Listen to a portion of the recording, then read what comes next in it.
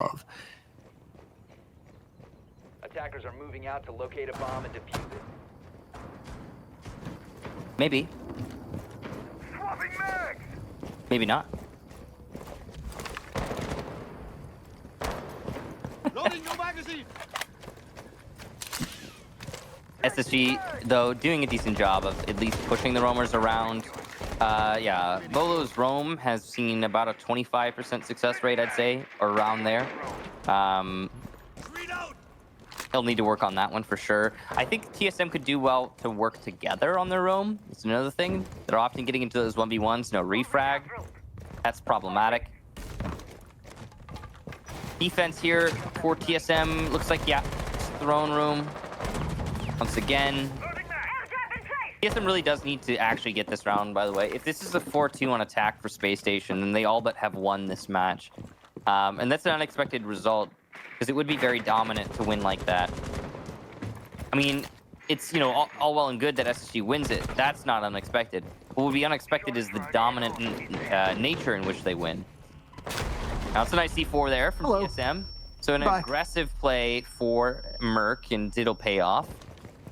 Hello, goodbye. Sure. So long. Merc has played very aggressively on the same cache position that he was on before as the mute. You noted how much difficulty Space Station was having in being able to assess control and then push in from there. They eventually got it after Merc got a kill onto Rampy and then fell off. The one thing that will really work now in TSM's favor is you are hindered by where you can return to the site in a post plant by an operator like Nomad. It is very unlikely that Thinking Nade was able to do any establishing of his position and get any of those air jabs down. He likely died with full utility, and because of that, you don't have to worry too much about where they're going to be coming from, or rather, where you are going to be returning to the site from. C4 dodged by both Canadian and Rampy. Good team. Charging battery. Go the wall into throne room. They're trying to take out the Maestro Cam. That's Fultz's job. Unsure if he got it, but at least his Ash charge will land. The Cowboy hat of the Maestro's position will give him away, and he'll have to have a nice little rodeo with the members of SSG as he's taken some damage. Only 40 seconds left. Space Station have been trying the same thing. They've still got smokes available, but they are very apprehensive of pushing in. They'll get cut off by the smoke. There's Pojo Man. His head spotted for a second. He's taken out by Rampy, who barges right in. He gets the skeleton key, and down goes Jaeger. He's doing so well. Looking for yet another. Down goes Merc. Perfect. He's got a 4K lined up. Diffuser for Canadian goes off. Bosco gets achieved. And Rampy looking for a third. As he's got Bolo in his line of sight, it's Canadian who'll get it instead. 4-2 is pretty darn good for the attackers here on Themepark. And they've got first place in NA lined up and waiting. They've got it in their mind. What you just saw was an extremely powerful push into Throne Room by SSG. How it started was Nomad and Jackal roam clear the top floor while Thermite drones for them. Their goal is to take control of the east second floor, and I can only assume that Nomad was meant to put air jabs on the flanks, but unfortunately she was picked off early by a very well thrown nitro cell. This would prevent people from getting through waiting room and being able to flank the attackers without being very loud. While the second floor roam clear goes on, Buck and Ash take control of Gong Room and maintenance. Ash spends some time watching the yellow stairs hallway and plays flank watch while making some holes into the teller's wall and just watching down the hall.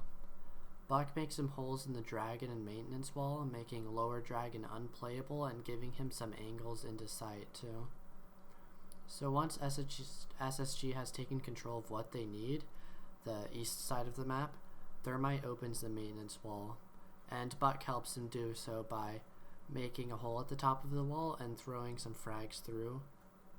And so Thermite also places his exothermic charge while crouching in order to prevent the impact trick. Buck could have also broken the wall, like the soft part of the reinforced wall, in order to prevent the impact trick, but crouching is a bit faster. After the wall is opened, Ash comes over to the wall and takes out one of Maestro's evil eyes, and then returns to flank watch. You'll notice shortly after, the three attackers bunch up at the open wall, and Jackal throws both of his smoke grenades at the big doorway between sight. What this does is blocks lines of sight into armory, so that Buck can enter Throne without worrying about getting shot from Armory. Attackers flood into Throne and surround Maestro for both sides, and it's very impossible for him to defend himself. He does get killed, and Buck is able to continue pushing into Throne and kill the Jaeger playing in blue. One attacker immediately plants once it's safe, and from there the attackers retreat to the back of Throne and hold angles, forcing the attackers to push into a practically unwinnable situation.